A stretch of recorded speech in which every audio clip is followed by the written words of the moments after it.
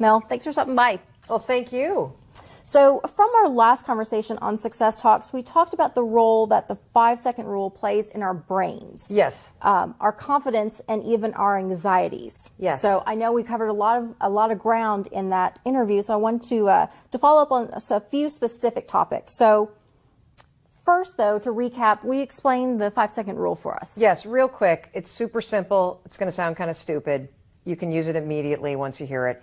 The moment you have an instinct to act on a goal, or you know you should do something, but you feel yourself hesitate, just count backwards, 5, 4, 3, 2, 1. That'll switch the gears in your mind. It'll activate your prefrontal cortex. Boom, when you hit 1, go.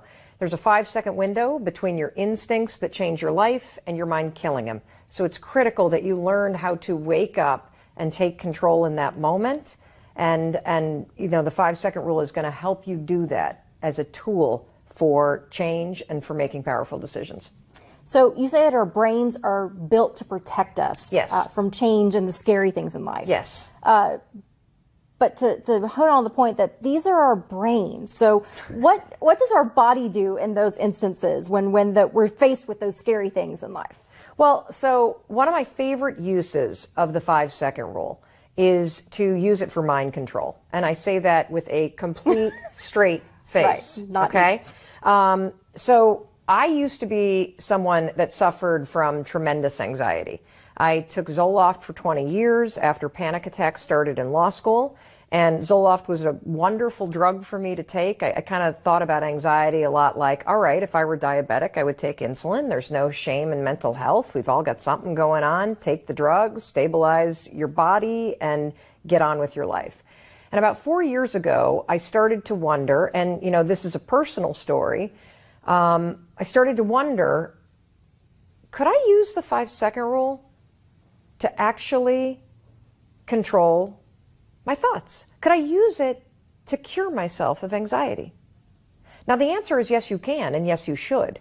But the reason why I was inspired to do this is because, like so many of you, I have kids. 2 of our 3 kids struggle with anxiety. We have a 17, a 16, and an 11-year-old. And for our 16 and our 11-year-old, right around the time they were 10, they both had these really acute moments of anxiety where they could no longer do sleepovers. They were limiting what they were doing. I mean, it's so sad when you see a little kid starting to edit their experiences in life because of their thoughts. Right. And so I thought about 4 years ago, okay, if I really want to help my kids deal with anxiety, maybe it's time for me, Mel Robbins, to come off of Zoloft and try this 5-second rule and learn everything that I can about neuroscience and anxiety and how it works and what it is and what it isn't and the connection between the feelings in your body and what your brain does so that I can help my kids, right? Because it's one, you know, it's not really fair if mom's on Zoloft going, oh, you know, change your thoughts. Right. But if I teach myself how to deal with the worries and the panic and the anxiety that I used to struggle with, maybe I could help them. So here's what I did. First, you have to understand what anxiety is, and you have to understand the connection between worry, which is something we all do, and self-doubt, which is something we all do, and anxiety. So we all have a habit of worrying. And just for the sake of this conversation, habits are behaviors that you repeat when you're not paying attention. So believe it or not, it's not just nail biting or tapping a pencil. A habit is even when you back up your car in the morning, if you look over your right shoulder, that's a habit. It's behavior that's been automated in your brain. And worrying is a habit. Worrying is a pattern of thinking that you default to when you're not paying attention. When you're not paying attention, you're sitting in a meeting, it's very easy. Have you ever noticed how your thoughts just drift? And you start thinking about, oh my gosh, is you know, my loved one okay? Oh, you know, I wonder if I'm in trouble. Like you start immediately thinking and worrying, and we just kind of default there. And so the connection between worry and anxiety is close cousins. Anxiety is what happens when your habit of worrying spirals out of control. Your habit, it's just like drinking. You might start drinking casually, and if you don't get that habit in check, it can spiral out of control into an addiction. So what happens when you are anxious is that you not only start to worry, but your body starts to feel really anxious too. Your heart will race. You might start sweating. Your throat can get dry. You can get a pit in your stomach. And when you start to feel the physical sensations of worry and anxiety, and then you got your mind drifting over to something's going wrong, right, that is when you can start to really deal with anxiety. And if you have anxiety, you're not alone. They say that 30% of women suffer from anxiety at some point in their lives. I will tell you, I have been really startled by the number of men that come up to me at the end of speeches that I give as I'm on the corporate circuit giving, keynotes, that come up and say, do you have any more information about anxiety? Do you have any more information about anxiety? And 9 times out of 10, it's for them. And I think with all the rapid change in the world and technology and how much, in everybody's jobs things are innovating, there is a rise in this habit of worrying, the sense of a loss of control, and feeling anxious is very normal. So, we talked a little bit about, I believe that you can control your mind.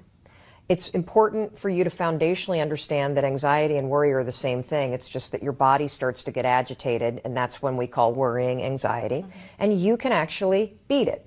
Now, the key is stabilizing your thoughts. And you can use the 5-second rule to do that.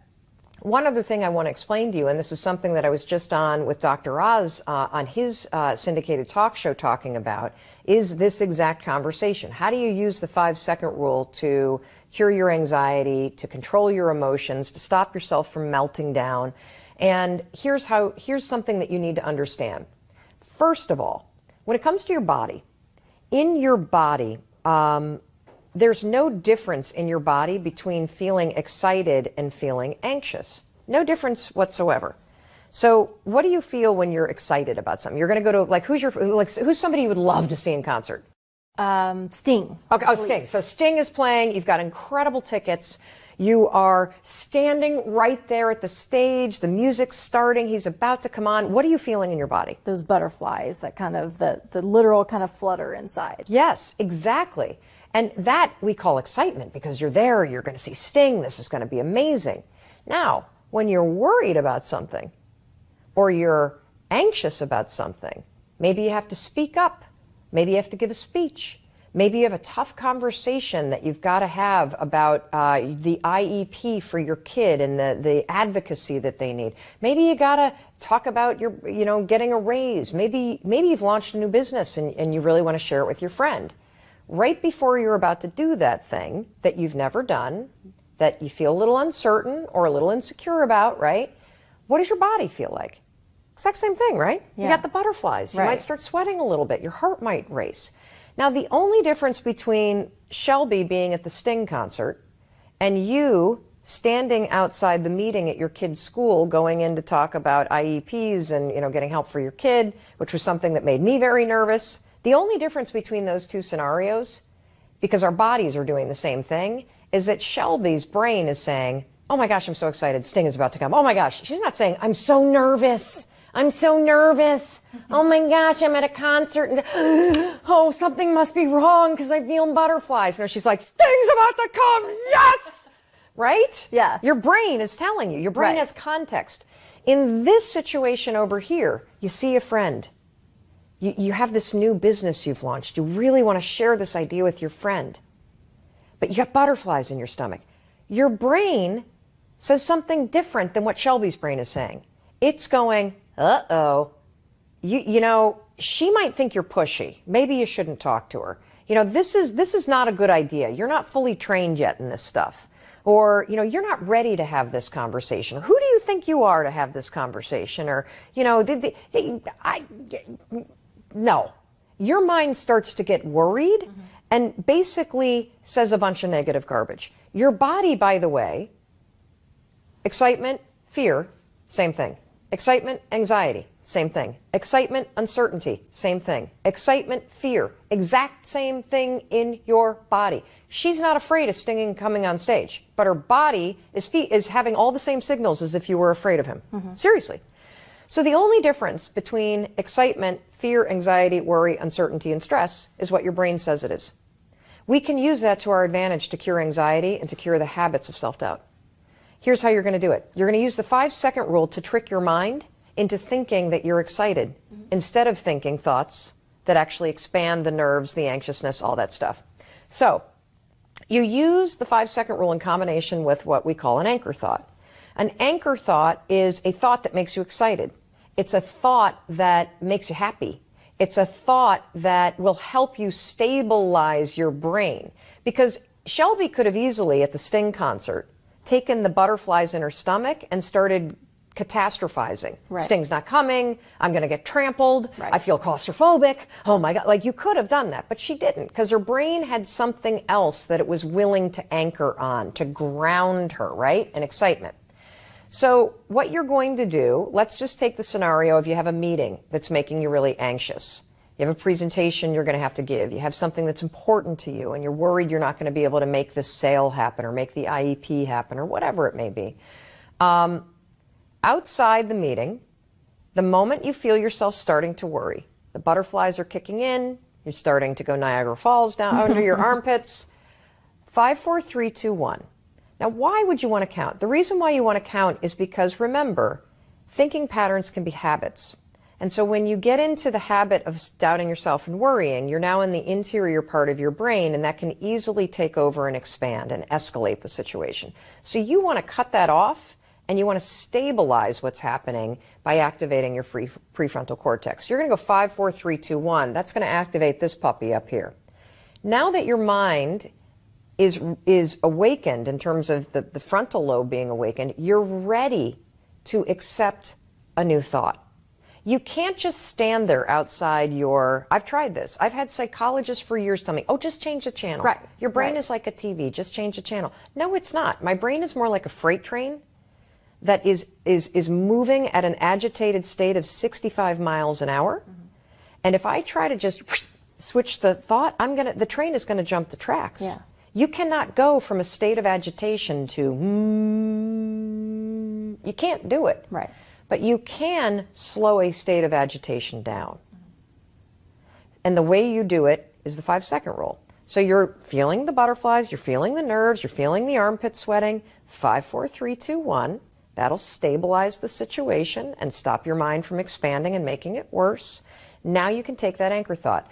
Pick something before the meeting. This is critical. Don't try to create an anchor thought where you're freaked out. Pick something beforehand. So in the case that I'm using, that was my situation of going and talking to the school about my son's dyslexia and the IEP and everything else that he was needing in terms of special ed, I was picking a vision of him sitting in a classroom with the tools that he needed. You know what I mean? Yeah. And coming home and being really like happy. Right. And the second that I would feel I'd be in the meeting and the teacher would say something that was like stern, so that I'm like, uh-oh, she's not on our side, I'd be like 5, 4, 3, 2, 1. I'm picturing my son with, the vision of him coming home. He's actually reading, like this is incredible. And that stabilizes the worry. And so now I'm in control of my thoughts, and I haven't done what I used to do, which is the second I start feeling the pit in my stomach, my thoughts go catastrophic.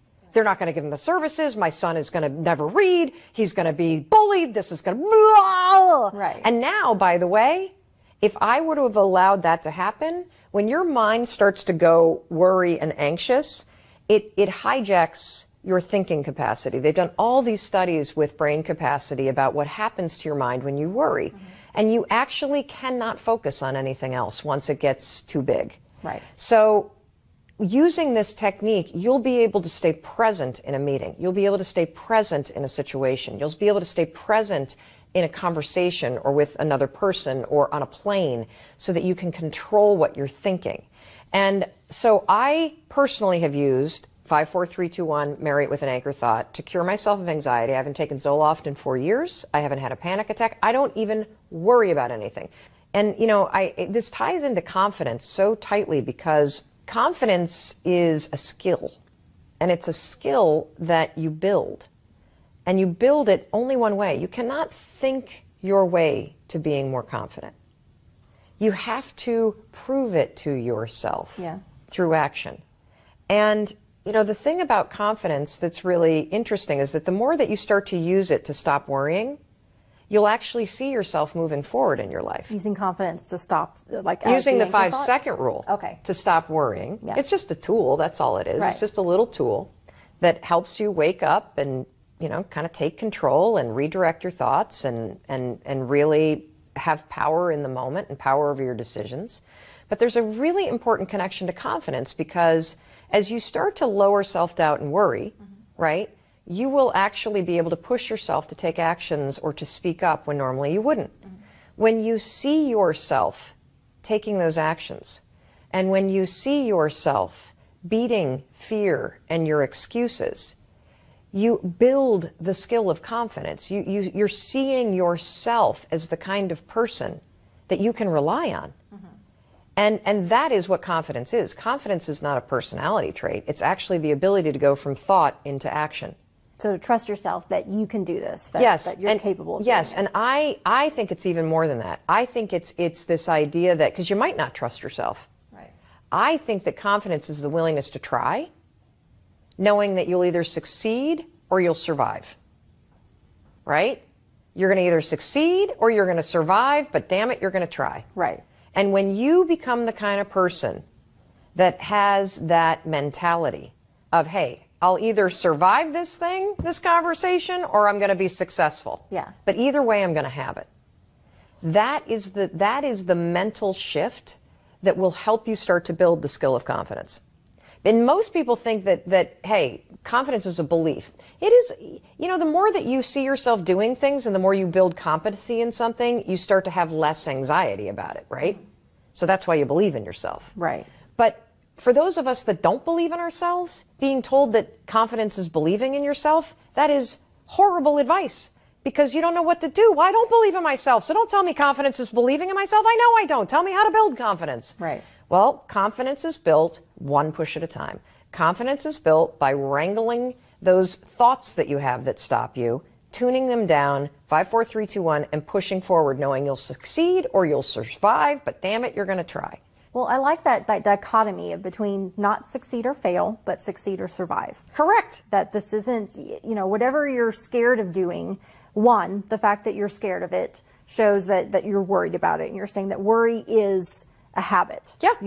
You're used to going to worst case scenario in your mind. Totally. And that's, by the way, the worst case scenario is your brain's way to protect you from doing something that is uncertain or scary or new.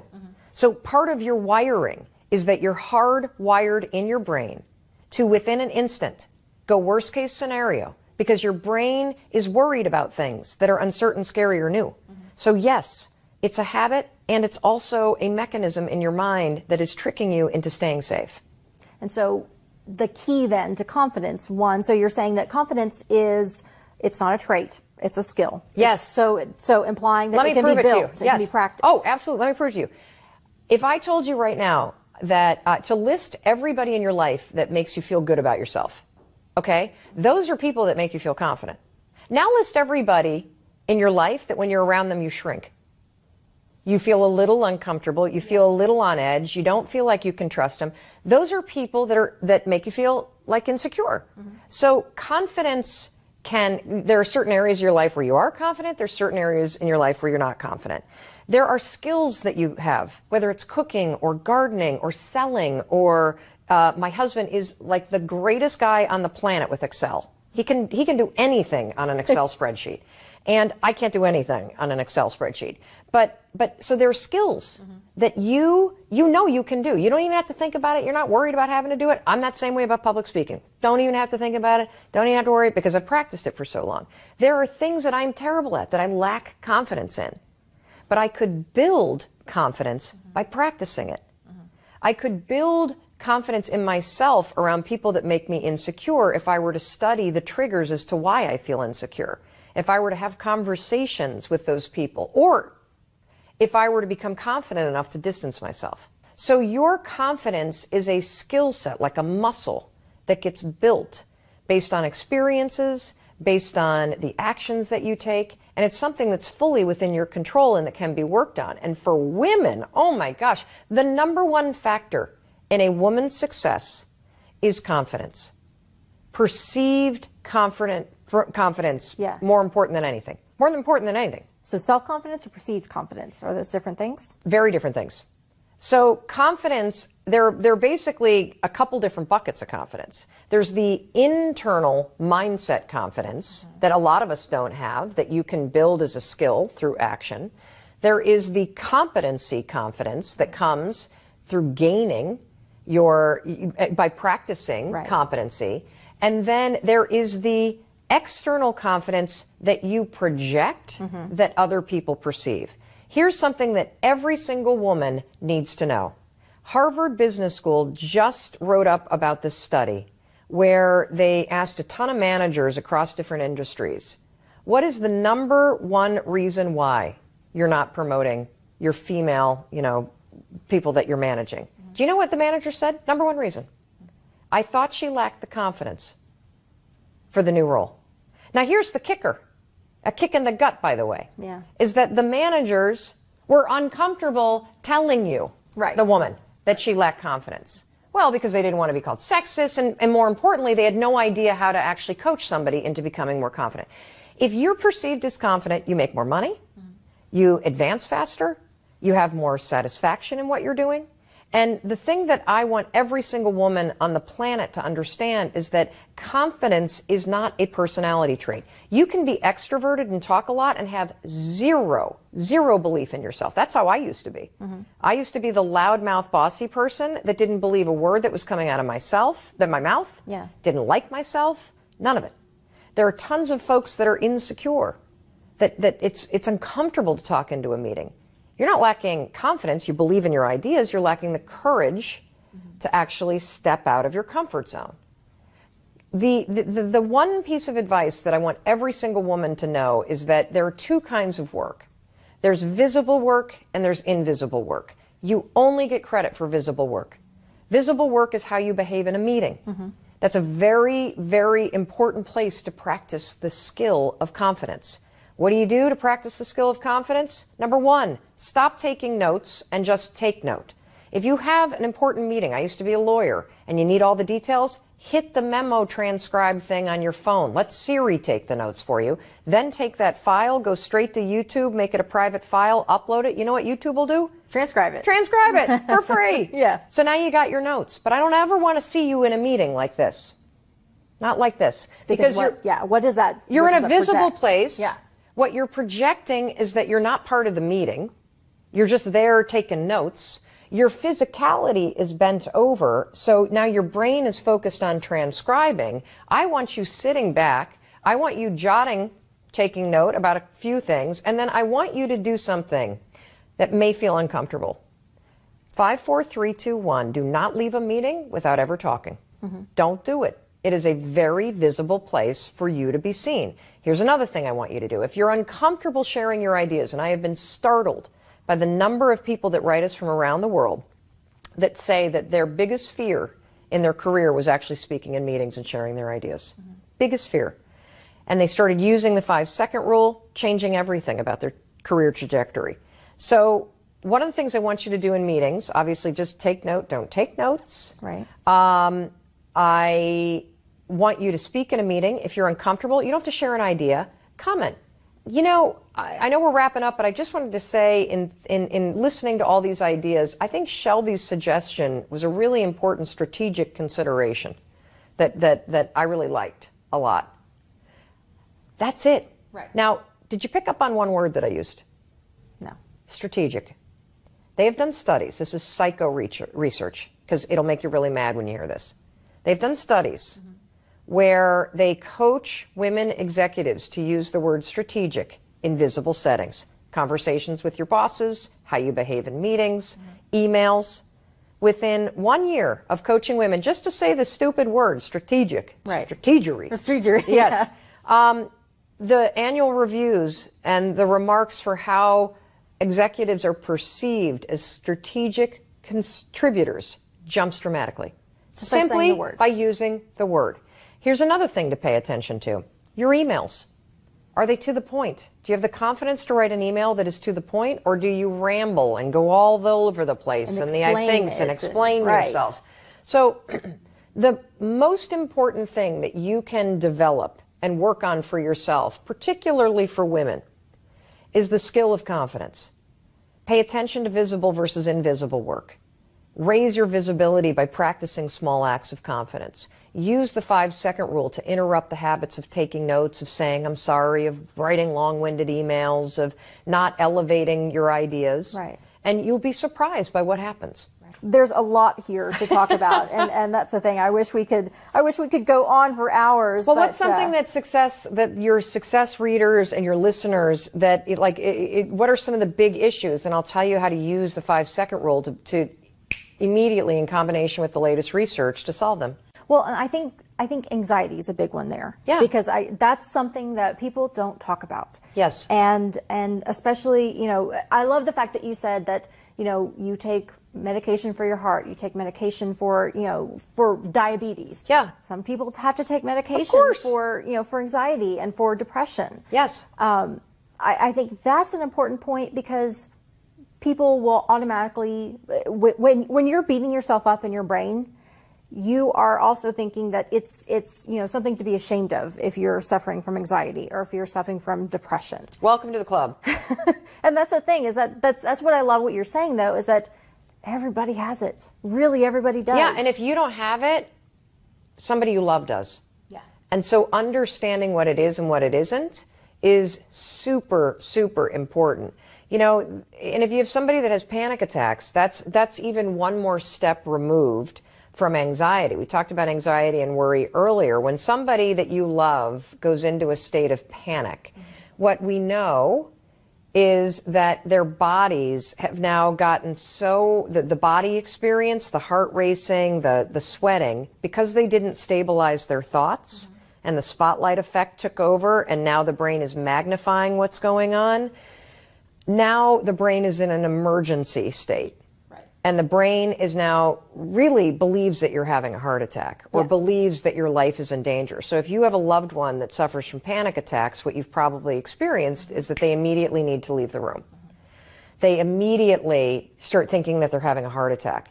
Now, the reason why your brain goes into that DEFCON 10 kind of mode is because if you're standing in your kitchen and you're getting ready for the day, and you have a loved one that's anxious about what's about to happen. Maybe it's a tough conversation at work. Maybe there's a presentation. Maybe they have to travel. Maybe it's nothing. Maybe they just have a panic attacks because it's become a habit, a default mode that's encoded. It just is what it is. And they all of a sudden start to freak out. Oh my God, something's wrong. I can't, like my son would be like, I can't drink. Something's in my throat. Like he would What's happening is your mind. Let's go back to the example of Shelby being at the Sting concert.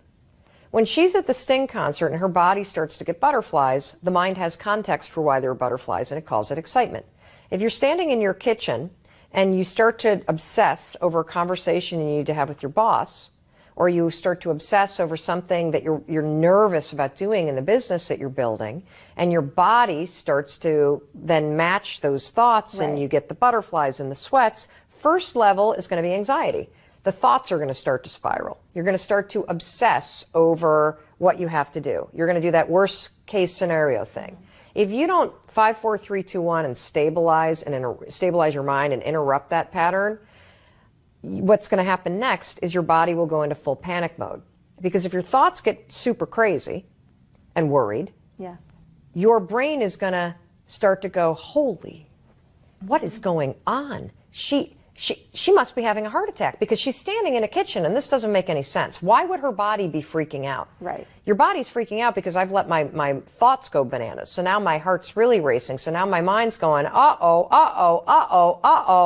maybe she is having a heart attack. Right. Maybe there is something wrong. Maybe there's something in this room. And so your mind goes into overdrive. Now, have you ever had the experience where you hear a loud noise and you're like that? Yeah. There are two responses, automatic responses that we're born with in our brains to protect us. One is ducking our heads. Even a baby, really, the age of 6 months, ducks their head at a loud noise. Highly instinctual behavior to protect you. Yeah. Another one is to reach out and stabilize yourself as you're falling. So as you get kind of wobbly, you don't even think about it. Your mind takes over and directs your body. Yeah. So if you develop a habit of anxiety and panic attacks, basically you're escalating everyday life concerns through this funnel from worry to anxiety, to the anxiety then escalating the body, to now your mind going, holy cow, I better protect them. Right. So that's why they get you out of the room. That's why you start to think you're dying, so that you'll get help. So that's why it's so important for you to start by addressing and fighting any worry that you have and redirecting your thoughts. If you start to struggle with anxiety, that's why it's so important to start using this strategy 5, 4, 3, 2, 1, now an anchor thought, to stabilize the thoughts. And if you have panic attacks, same thing.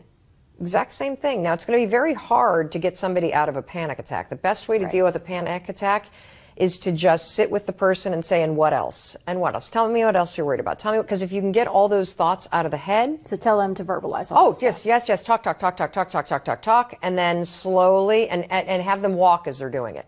Because the physicality of it kind of unwinds it. Yeah. And then, when they're just kind of buzzing, 5, 4, 3, 2, 1, now let's go to the anchor thought. Okay. That's how you deal with it. Excellent. Oh, trust me. I've done it with myself. My husband's done it with me. My kids have it works like a charm. I remember when my son was really struggling with anxiety, we were driving, he was trying to build up to doing a sleepover, and we used this technique, the 5, 4, 3, 2, 1, with an anchor thought of him being super excited and waking up happy and all this stuff. And there's research out of Harvard that's recently been published where they call it, I think they call it, it's not reframing, it's reappraising performance anxiety, if you want to Google it. Reappraising performance anxiety. They did this test where they had people that were about to either run a race, sing in a karaoke contest, or take a test, use a strategy very similar to what I'm talking about. So right before you're about to take a test or run a race, we all have performance anxiety, right? So they trained kids in control groups. One control group would say, I'm excited. I'm excited to run this race. I'm excited to take this test. I'm excited to give this speech. The other group, they told them to just think positive thoughts without the I'm excited. Because remember what we talked about in the beginning. Shelby being at the Sting concert being excited, exact same body state as me standing outside a meeting for my dyslexic son's IEP. Butterflies, flutterflies. She's excited, I'm nervous. Yeah. So they had students before they were about to perform, track or whatever, or karaoke, I'm excited.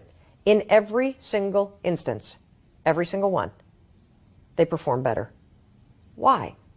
Because by saying I'm excited, you give your mind context for the butterflies, and guess what else it does?